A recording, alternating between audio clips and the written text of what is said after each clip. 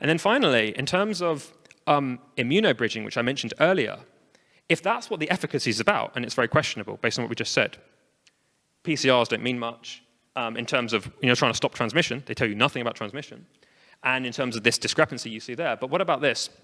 Immunobridging basically, so say with the adolescent trial we saw, what they do is they don't recruit enough children, which they didn't do, it's a small trial, 2,260, both groups.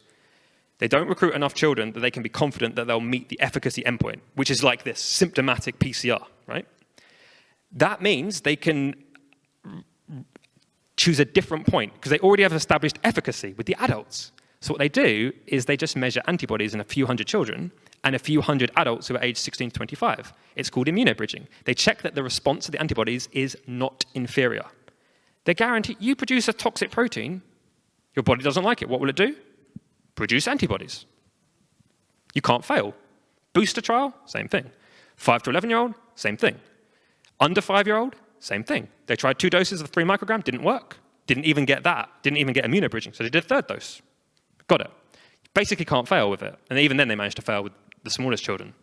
So at the top right, you see the FDA's view on this whole thing.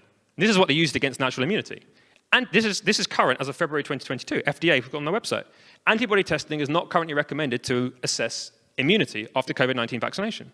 So if antibodies are no correlate of protection, why are they allowed to use it in their immunobridging as the endpoint?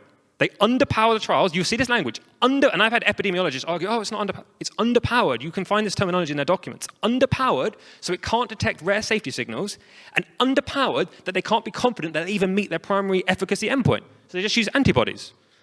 And we'll see in a moment why vaccinal antibodies are not anyone's friend right now.